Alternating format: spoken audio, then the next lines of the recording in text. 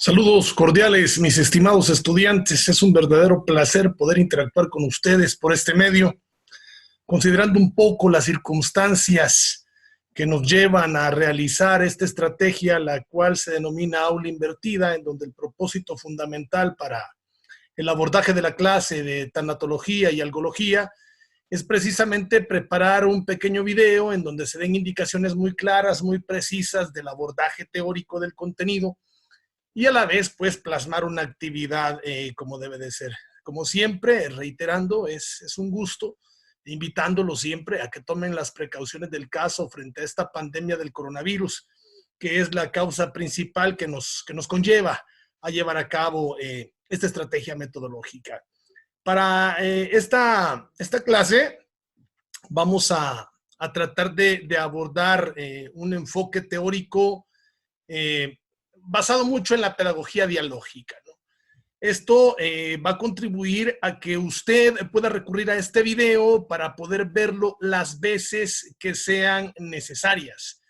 Esto nos va a llevar a que usted pueda ponerle pausa al video, a que usted pueda ver el video, repetirlo las veces que sean necesarias y intentar de algún modo, de alguna forma, hacer repaso en aquellas áreas en las que le es un poco más difícil la comprensión de algunos puntos.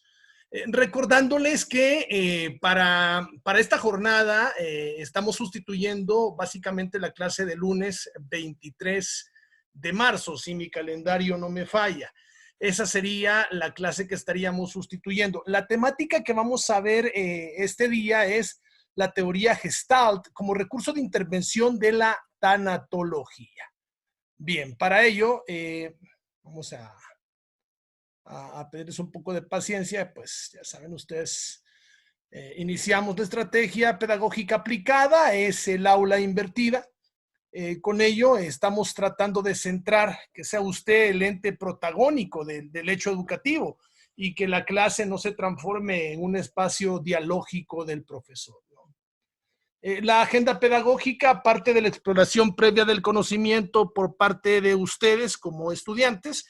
Vamos a hacer una introducción metodológica del tema mediante los objetivos o indicadores de logros que la clase persigue. Vamos a ejecutar y a desarrollar todo el componente teórico de la clase, así como algunas otras actividades complementarias. Vamos a intentar que esta clase tenga siempre un espacio permanente de preguntas y respuestas. De esa forma estaríamos llevando a cabo el proceso de interacción social académica. Para ello, recordarles que tenemos un WhatsApp dedicado, un grupo de WhatsApp dedicado a la clase, y ahí es donde vamos a estar trabajando la retroalimentación del contenido y el cierre con sus respectivas conclusiones. Bien, vamos a entrar ya en materia, ¿no? La teoría de Gestalt parte del componente elemental de la psicología gestáltica. Esta es fundada por Max Wertheimer. Si lo pronuncié mal, discúlpenme, ¿no? También se denota la presencia de otro colaborador, Wolfgang Kohler y Kurt Kafka. Antes de la Primera Guerra Mundial, estos teóricos prefieren estudiar las configuraciones y patrones naturales que aparecen en la experiencia directa del ser humano y se oponen al conductismo de Watson, quien analizaba la conducta a partir de la dualidad del estímulo y de la respuesta, como parte de los componentes epistémicos de esta perspectiva psicológica, ¿no?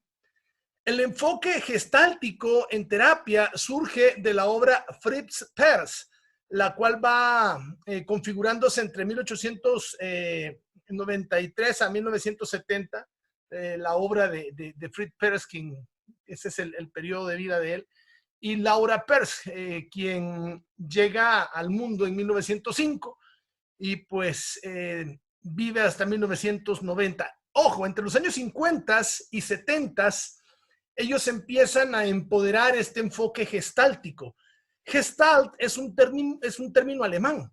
Realmente no se logra concretar una traducción al castellano, pero aproximadamente podríamos decir que el término Gestalt significa forma, totalidad, configuración, que en un híbrido podría ser la forma o configuración de cualquier cosa, ¿no?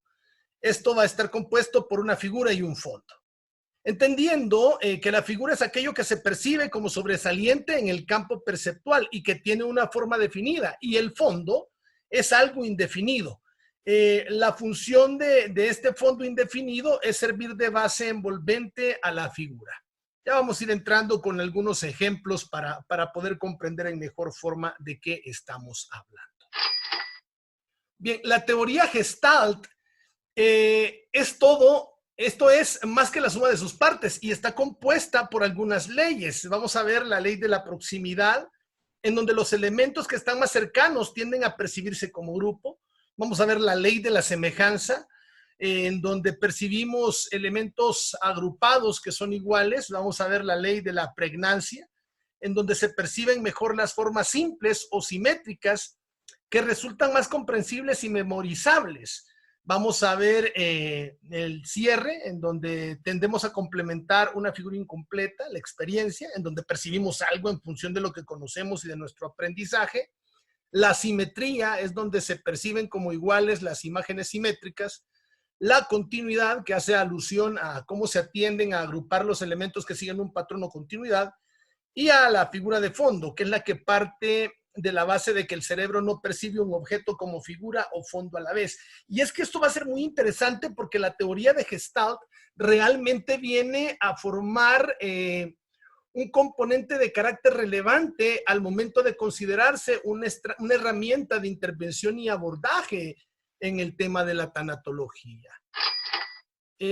En ese preámbulo de ideas, nosotros vamos a poder ver algunos elementos que son importantes cuando hablemos de la teoría de Gestalt. Y es acá vamos a hablar del cierre, de la segregación, de la proximidad, de la continuidad, de la semejanza, de la pregnancia y de la unidad. Eso creo que es importante dejarlo claro porque esto nos permite comprender que la psicoterapia Gestalt es una corriente dentro de la psicología humanista. Esta corriente humanista, perteneciente a la psicología, se va a caracterizar porque considera que la persona cuenta con los recursos necesarios y suficientes para vivir feliz. Miren qué interesante esto. Reitero, la psicoterapia Gestalt se considera importante porque prevé, piensa y asume que la persona cuenta con los recursos necesarios y suficientes para vivir felices. En ese preámbulo, el terapeuta acompaña a la persona en el proceso de descubrimiento personal. Yo ahí sí considero como algunas premisas fundamentales, y es que usted como trabajador social no es quien va a dar un consejo como tal, ¿no? Pensándolo desde la óptica de la tanatología, ni va a emitir consignas.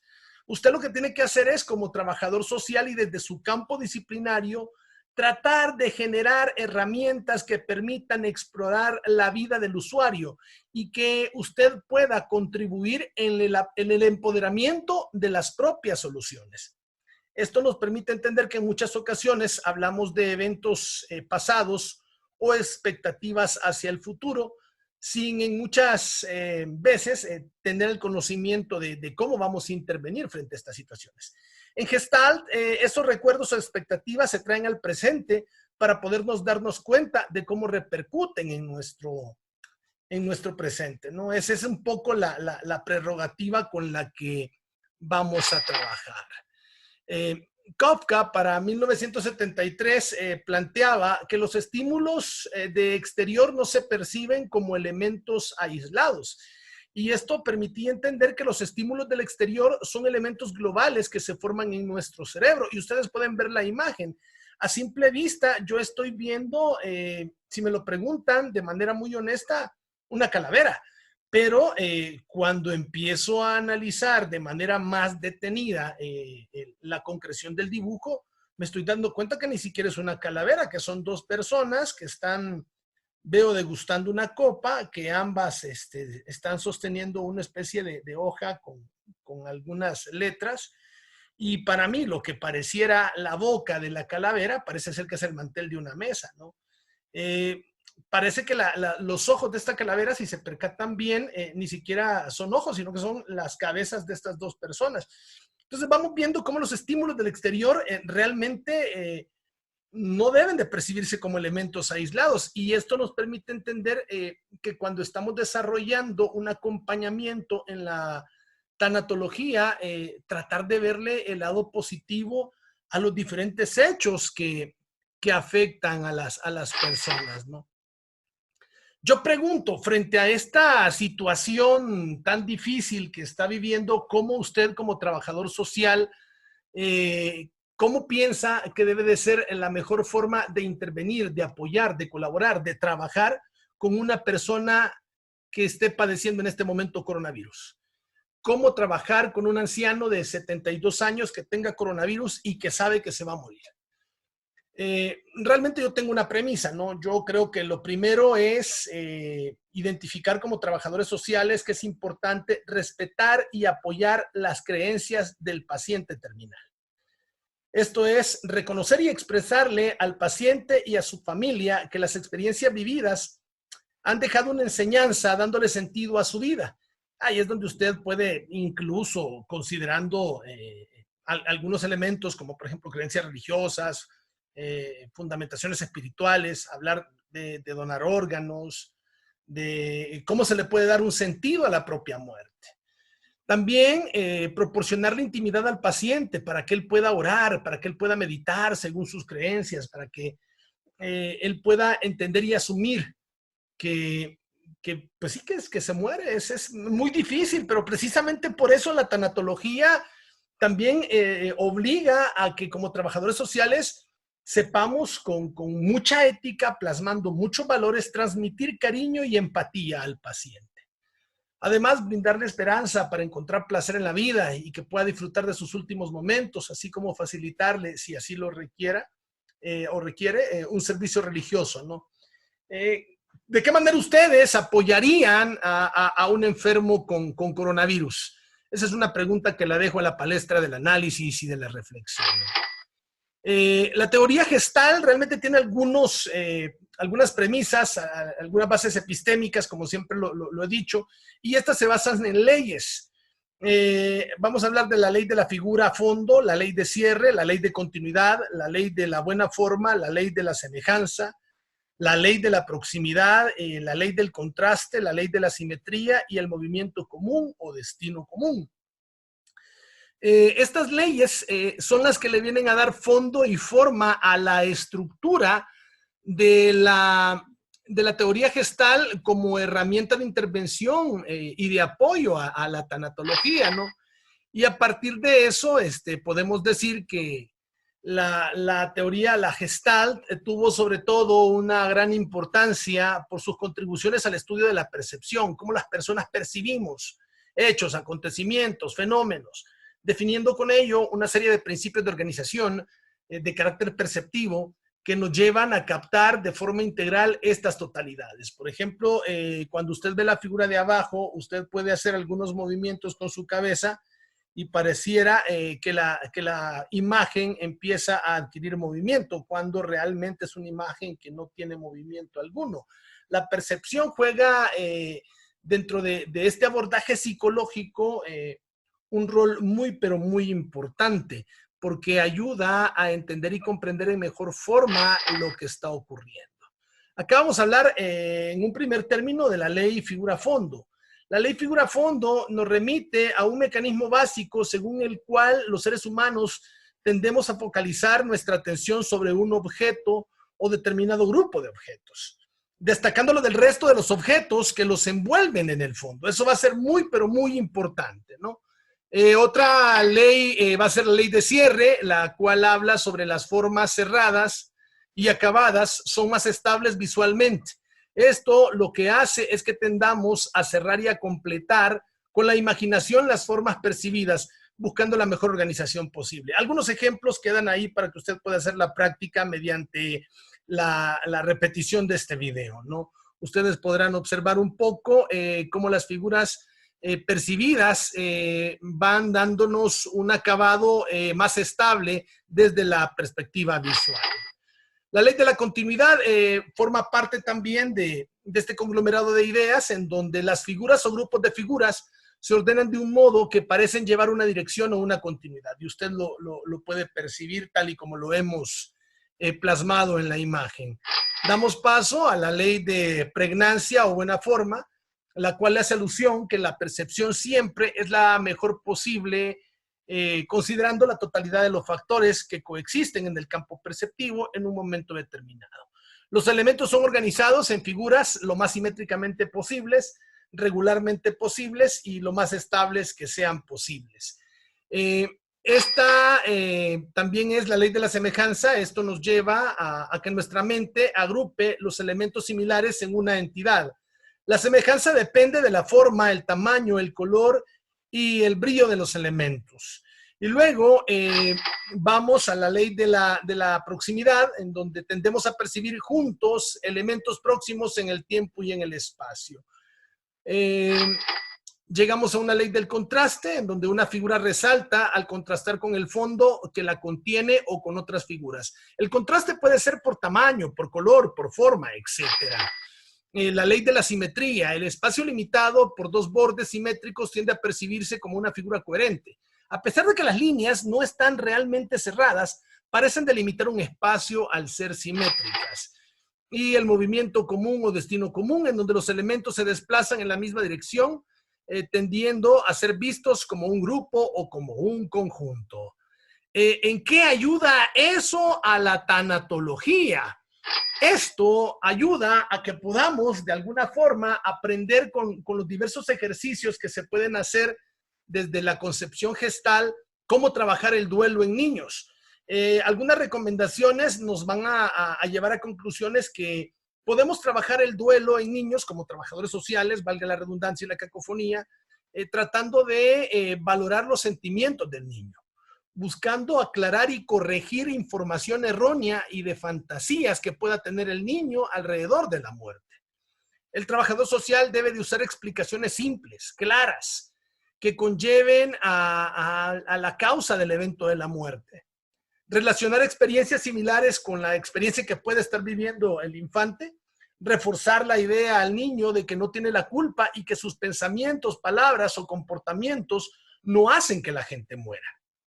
También es importante denotar que hay que permitir la participación del niño en las actividades como funerales o visitar la tumba de la persona fallecida para cerrar ciclos. Y animar al niño a expresar sus sentimientos a través de juegos, historias, pinturas o dibujos. Otra forma que puede ayudar la teoría gestal como herramienta de intervención en el contexto de la tanatología es cómo trabajar el duelo en adultos. Y esto va a ser muy importante porque permite un marco diferenciador que, a pesar que el duelo sigue siendo una acción en colectivo, no puede percibirse de la misma forma de personas entre personas.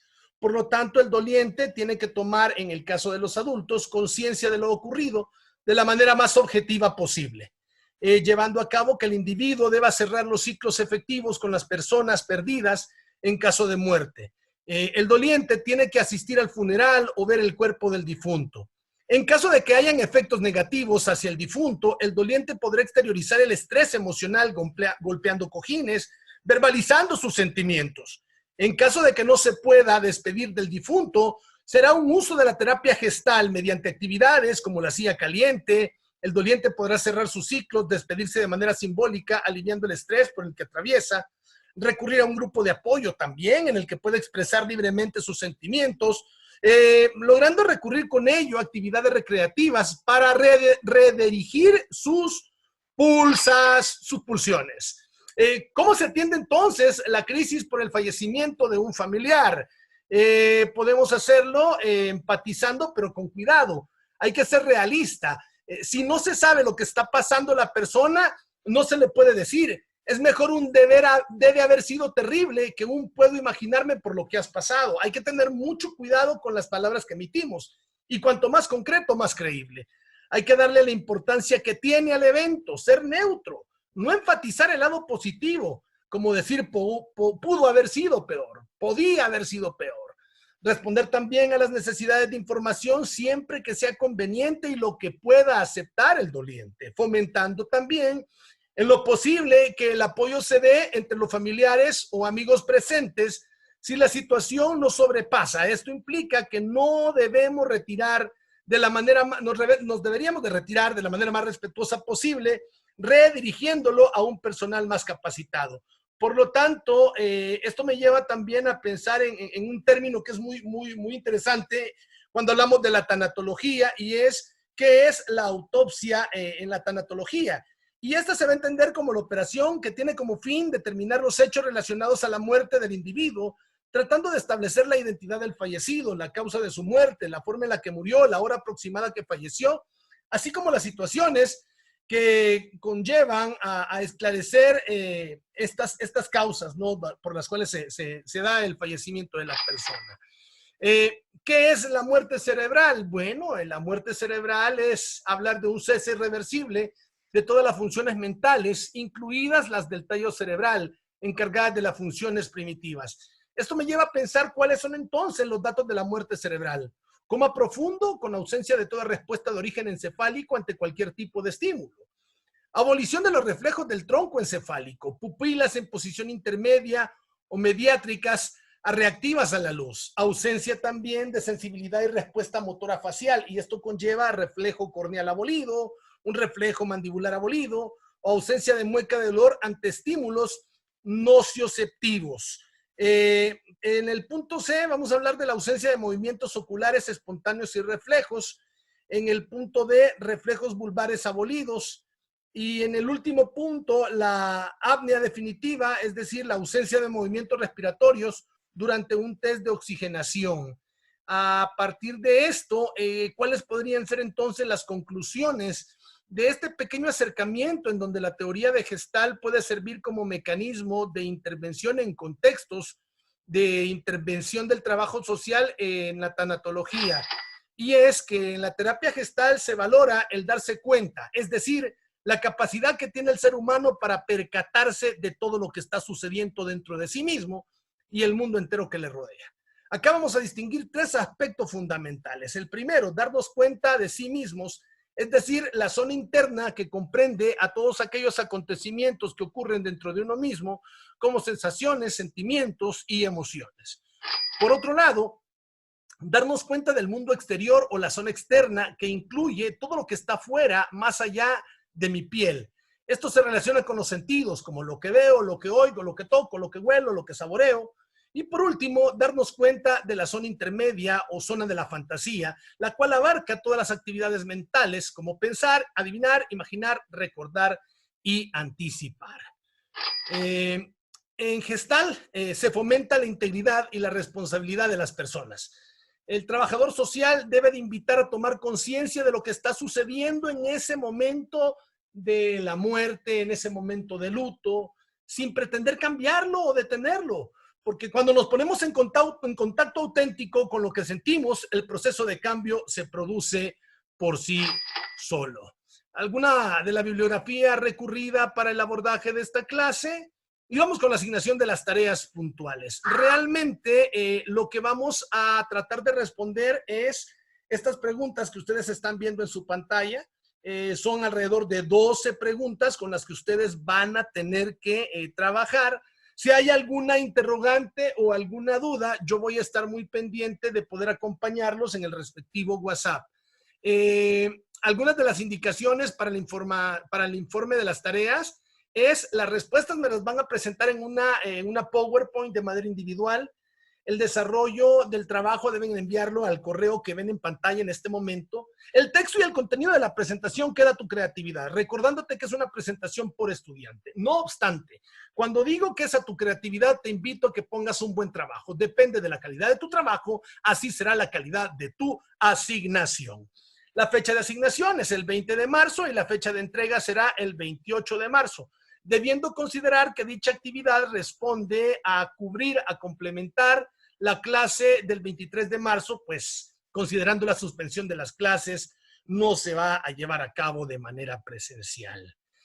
Algunas indicaciones, hay que recordar que la Universidad de Guadalajara está emitiendo algunas recomendaciones para prevenir contagio de este coronavirus que está afectando a toda la población. Ya hemos podido ver en noticias que Italia, que China, que Francia, que Alemania, que México, Centroamérica, Suramérica, está viviendo una situación como nunca antes se ha vivido. De ahí la importancia de abordar estos temas para que el trabajador social sea un ente protagónico en el desarrollo de la propuesta de soluciones en este siglo XXI. Por eso te invitamos a que te laves las manos, a que evites el contacto cercano con personas enfermas. Por favor, quédate en casa, estas no son vacaciones. Limpia y desinfecta objetos y superficies que puedan estar expuestas al coronavirus. Cubre tu tos o estornudos y evita tocarte los ojos. Muchachos, realmente para mí es un verdadero gusto compartir con ustedes, como siempre, deseando que Dios me los bendiga en abundancia y recordándoles que ante cualquier adversidad, no importa tu creencia religiosa, todo lo podemos en Cristo que nos fortalece. Es un verdadero placer nuevamente dirigirme hacia ustedes por este medio. Les pido por favor que respeten las fechas de entrega, que si tienen dudas que se aboquen al WhatsApp y que recuerden que esto no es un momento de vacación, esta es una crisis sanitaria que el mundo está enfrentando y hoy más que nunca el trabajo social debe de cobrar un protagonismo baluarte en la propuesta de soluciones. Sin más preámbulos, mis estimados, como siempre, un placer inmenso y hasta la próxima, si Dios lo permite.